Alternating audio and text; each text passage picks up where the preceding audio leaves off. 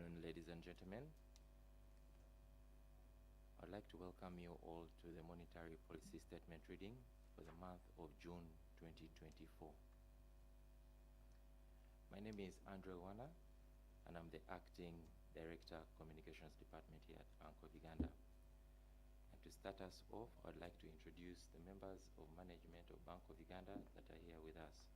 And I'll start with the Deputy Governor, Mr. Michael Ating Ego. Sir, you're welcome. Thank you. Accompanying him and on his right, which is to your left, is Dr. Adam Mugume, the Executive Director, Economic Research. Dr. You're welcome. Representing the Executive Director, Supervision, we have Mr. Hannington Waswa. So you're welcome. And lastly, we have Don't hear anything. Financial Stability here at Bank of Uganda, Mr. Robert Babazize. Without further ado, We can't hear you. just mention how the program is going There's to no be. sound. We shall have the monetary policy statement reading presented by the Deputy Governor, and thereafter we shall have the question and answer session. At this point, it's my singular honor and privilege to welcome the Deputy Governor, Mr. Michael Ating Ego, to present the monetary policy statement for the month of June 2024. So you're welcome. Thank you very much, Andrew, and a very good afternoon to all our viewers and listeners. Welcome to the reading of the Monetary Policy Statement for the month of June 2024. On 4th June 2024, the Bank of Uganda Monetary Policy Committee, MPC, maintained the central bank rate, CBR, at 10.25%. Domestic inflation has risen moderately, lower than we had previously projected, largely due to the exchange rate stabilizing with a bias towards appreciation since March 2024. The relative stability of the Ugandan shilling against the US dollar has benefited from the recent CBR increases and inflows from robust coffee exports owing to favorable international coffee prices. Uganda's inflation remains among the region's lowest, with an average of 3.2% in the 12 months to May 2024. Nonetheless, annual headline inflation rose to 3.6% in May 2024 from 3.2% in April 2024, while COA increased to 3.7% from 3.5%. The inflation uptick is primarily driven by rising healthcare, education, and transportation service costs, coupled with higher prices for solid and liquid fuels. Services inflation has climbed to 6.2% from 5.4%. Similarly, electricity, fuel, and utilities inflation has risen to 9.5% from 7.4%, reflecting recent increases in international energy prices and the lagged effects of the shilling's past depreciation. However, tight monetary conditions, declining global inflation, and a favorable domestic food supply have partially offset inflationary pressures. Looking ahead, inflation in FY 2024/25 is projected to remain moderate, broadly reflecting stable demand conditions and contained cost pressures. The inflation forecast has been slightly revised downwards relative to the April 2024 round, largely due to a less depreciated shilling exchange rate. Inflation is expected to rise and average between 5% and 5.4% in the short term, that is 12 months ahead, before stabilizing around the medium-term target of 5% in the second half of 2025. Uncertainties persist around the inflation outlook, including the potential impacts of an escalation in the ongoing geopolitical tensions in the Middle East, possible energy price hikes, unfavorable weather patterns affecting food supply, and production capacity pressures. Materialization of these risks could imply stronger inflationary pressures. Additionally, persistent global inflation and higher interest rates could cause heightened volatility in capital flows and the exchange rate, resulting in higher domestic inflation than currently assumed. Conversely, inflation may undershoot projections if monetary policy reduces demand more than anticipated, or global demand weakens further, resulting in lower imported inflation. Although the Ugandan economy remains resilient, recent economic indicators have been mixed but consistent with growth that's projected at 6% in financial year 2023/24. Indeed, the Composite Index of Economic Activity, CIEA, suggests a slowdown, with growth at 0.9% quarter on quarter and 5.3% year on year in the quarter to April 2024. Nevertheless, economic growth for financial year 2024/25 is projected between 6% and 6.5%, rising above 7% in the subsequent years. However, risks to the growth outlook remain. Uncertainty about the global economic situation and a stronger shilling depreciation could weigh on domestic demand.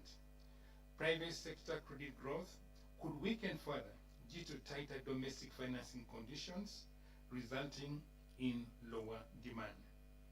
External factors such as a weaker global economy and escalating geopolitical conflicts could further impede growth through supply chain disruptions, higher freight costs, and reduced export demand. Furthermore, like several other countries, Uganda faces decreased capital flows, headwinds to export growth, and heavy external financing, partly due to rising global interest rates. This, combined with the debt support, has resulted in declining international forex reserves. Coupled with concerns over debt affordability and constrained financing options, this has led to a downgrade of the country's sovereign credit rating, though with a stable outlook, reaffirming that these challenges are only short-term. Going forward, rebuilding international reserves will require increased coordination of monetary and fiscal policies. On a positive note, more favorable weather conditions leading to good food crop harvests and private sector investment in the extractive industry and government intervention programs could boost economic activity. MPC assessed that while near-term balance of risks around inflation remains skewed to the upside, the current monetary conditions are adequate to contain inflation around the medium-term target of 5%. As a result, the MPC maintained the CBR at 10.25%. The bands on the CBR remain at +/- 2 percentage points, and the margins on the CBR for the rediscount and the bank rates at 3 and 4 percentage points respectively. Consequently, the rediscount and bank rates will remain at 13.25% and 14.25% respectively. The decision supports the objective of bringing down inflation to its medium-term target while supporting economic growth, which is consistent with socio-economic transformation. The MPC will ensure that the monetary policy stance remains conducive to sustainable economic growth amidst price stability. And there ends the reading of the June 2024 Monetary Policy Statement. Thank you for your very kind attention. Thank you so much, DG.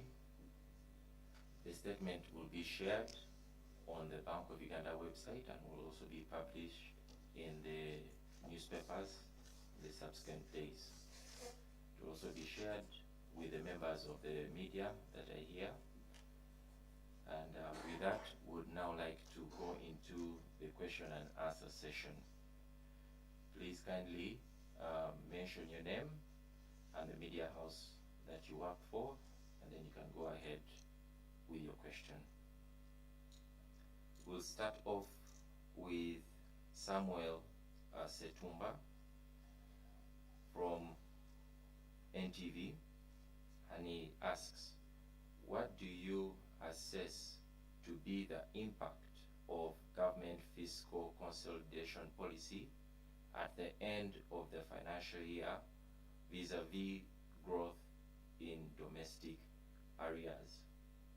That's from Mr. Samuel Setumba.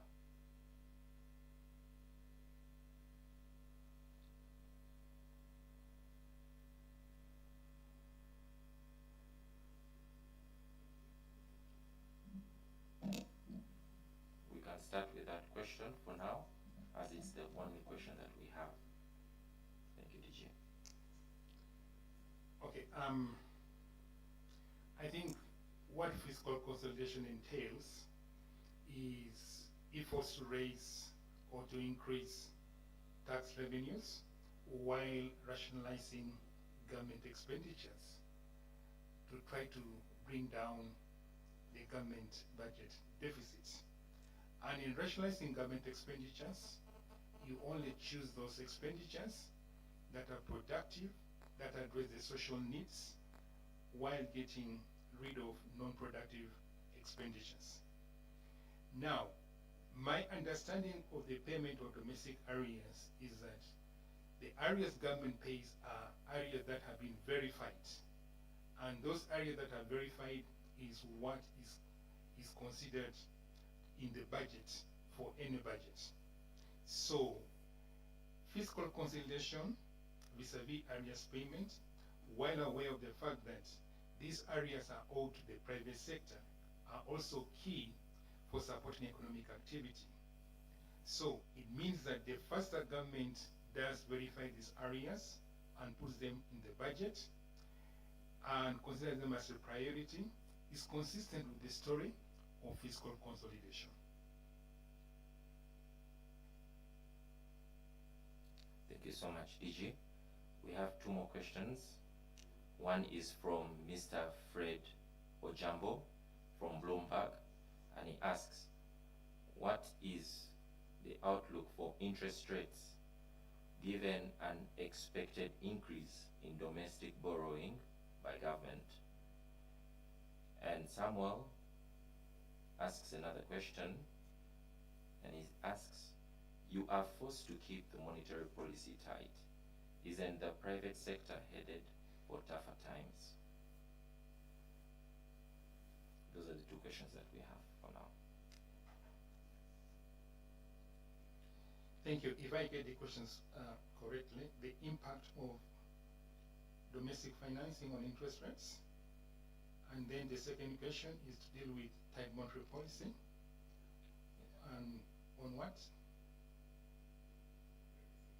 On private sector credit, right?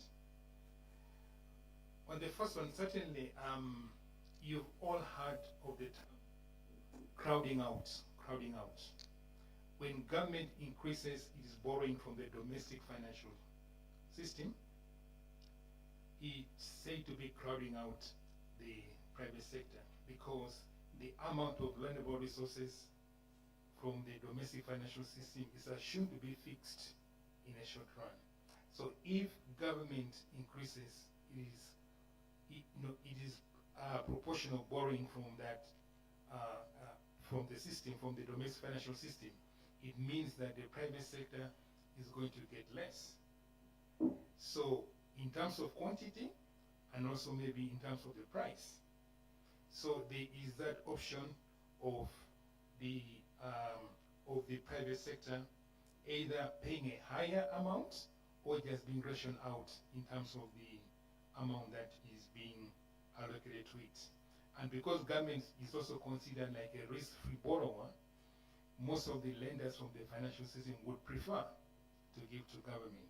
So certainly it's correct to say that as government increases borrowing from the domestic financial system, it impacts on the private sector through crowding out effect, which could be through quantities and through pricing. The impact of the policy rates on private sector activity. Look, when we adjust the policy rates, we have an intention of keeping the inflation at our medium-term target. So we take a long-term view about inflation. Inflation may be 12 months down the road. If the inflation 12 months down the road does go beyond our medium-term target, that's when we then change, the policy rate. And changing the policy rate is certainly meant to lower aggregate demand. And one way that you can lower aggregate demand is through higher pricing of credit from the banking sector. So it's true that higher interest rates, particularly policy rates, could lead to reduced demand from the banking sector by the private sector through higher interest rates. But if you were to ask me in the case of Uganda, it's true that because we have been raising the policy rates, we have also seen that private sector credit growth has been slow, it's been anemic in the single digits compared to the double digits that we had about 5 or so years ago. But we need to be careful when we look at those numbers because there are many other avenues through which the private sector is now getting credit. For example, government is borrowing money or is raising money through taxes or borrowing money from the banking system to finance initiatives like EMIOGA, the Budget Development Model, and what have you. So ordinarily, this credit or this part of the sector would have come to the banking system to borrow, but now they're getting credit from the government. So does it explain the slow growth in the private sector credit that we're seeing in the banking sector? I think that's an empirical question that we're looking at, but there's a likelihood that it is affecting the demand for credit, and hence maybe the slow growth rate that we're seeing in the formal banking sector credit extension. Because you have things like via the micro support center, via UDB, via EMIOGA, via PDM, all that money is coming from government. So is it crowding out the private sector? It is an empirical question. Thank you so much, DG. And now we shall go for the last round of questions. Please go ahead.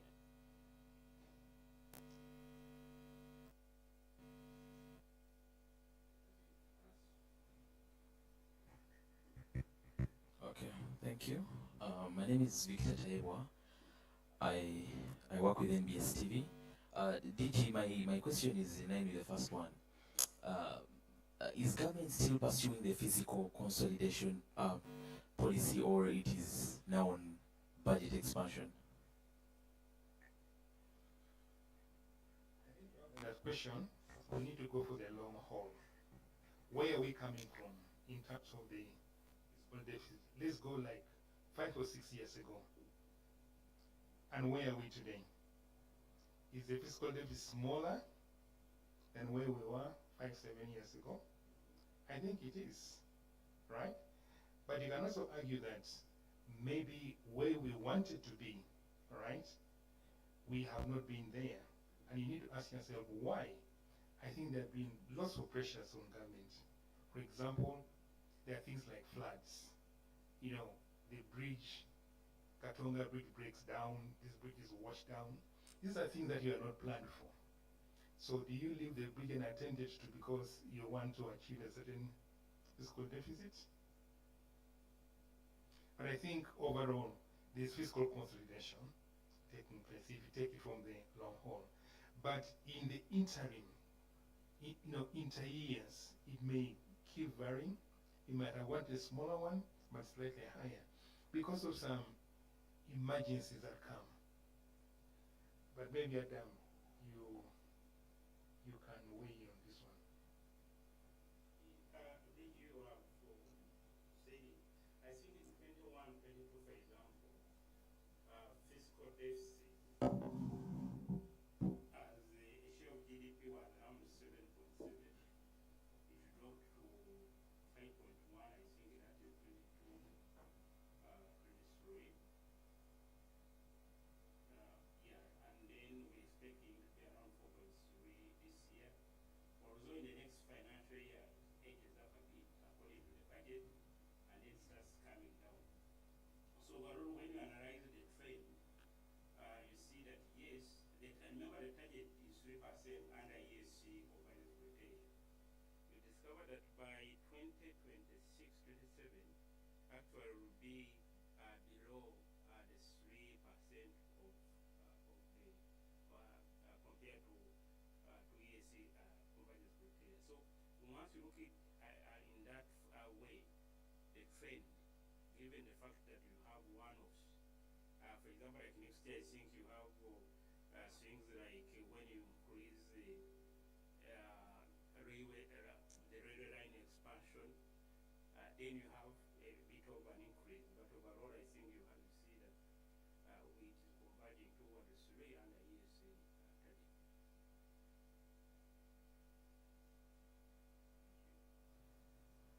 Lastly, we have a question from Mr. David Kavuma, and he asks that with the current level of government debt, how does Bank of Uganda perceive its impact on monetary policy decisions and the overall stability of the economy, particularly in relation to the interest rates and the currency strength? I'll repeat. With the current level of government debt, how does Bank of Uganda perceive its impact on monetary policy decisions and the overall stability of the economy, particularly in relation to the interest rates and the currency strength?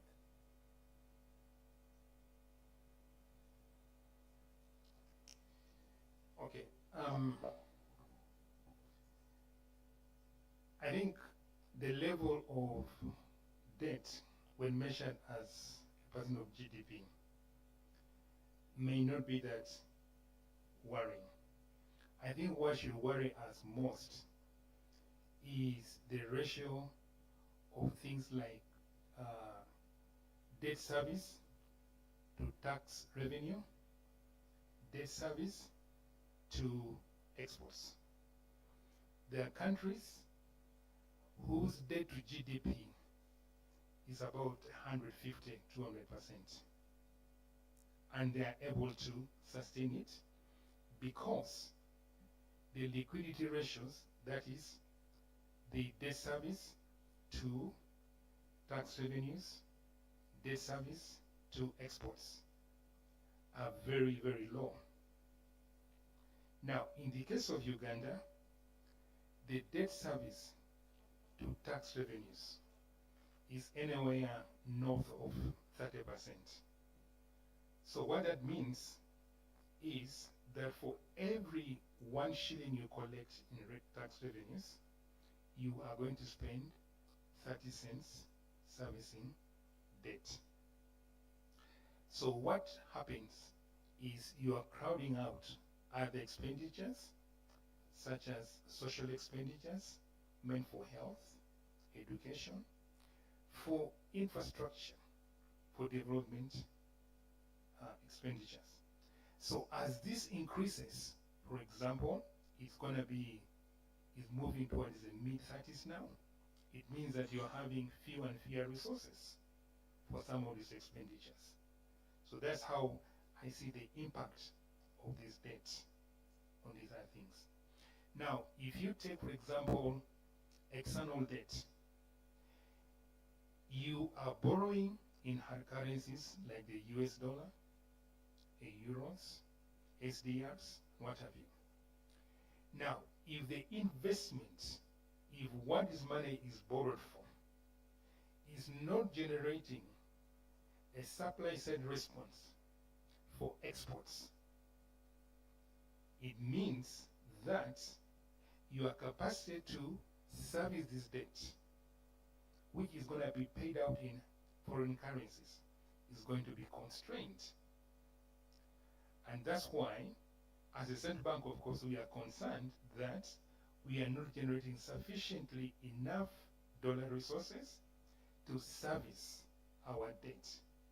And as a result, we are falling back into our international reserves to be able to service this debt. So although government is providing the shilling equivalent for servicing external debt, it is the level of foreign exchange reserves that is being affected, and it partly explains why the foreign exchange reserves have come down. So we need to ensure that whatever external borrowing we are undertaking has the capacity to generate sufficient export revenue, generate hard currencies to help us in servicing external debt. Otherwise, it will keep on affecting the level of reserves by draining it down. Now, how does it affect monetary policy? If the level of foreign exchange reserves dwindles very fast, it has implications on the exchange rate. And once the exchange rate depreciates, it has an impact on the price level. So it means that domestic prices will go up as a result of a depreciating currency. Now, if we are going to maintain our inflation objective of 5% in the medium term, we have to tighten monetary policy to achieve that. So that's how I can quickly respond to that question in terms of monetary policy. But maybe, Adam, you have been at this game for long. Again,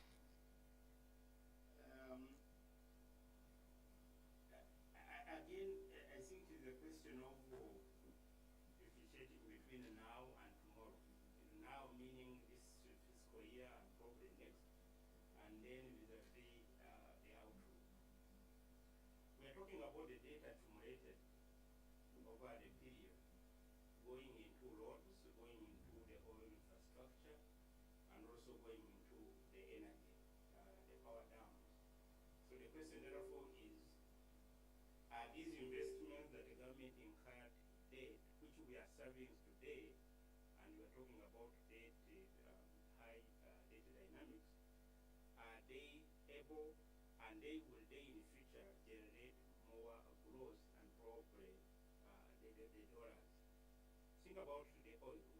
Government borrowed money for the Hoima roads, oil roads, and then the airport. And also we know that investment in the pipeline. So that one, I think probably in 26, 27, and the years ahead, you see that that is going to generate the inflows in terms of the dollars. The roads infrastructure is a similar story, and the airport, and obviously the energy. So the question therefore would be, yes, we are going to have the pain today, including the private sector, and probably some of the challenges we're talking about, even possible tightening monetary policy if inflation edges up. But again, this is in the short run, on the assumption that come 2 years down the road, 3 years down the road, when some of these inflows start, now the public investments now will start paying off. And then that's when we are able to service the debt going forward at really So the challenge and the debate therefore is between short term, which is 12 months or short in the near term, vis-a-vis the medium term. And looks as if the medium term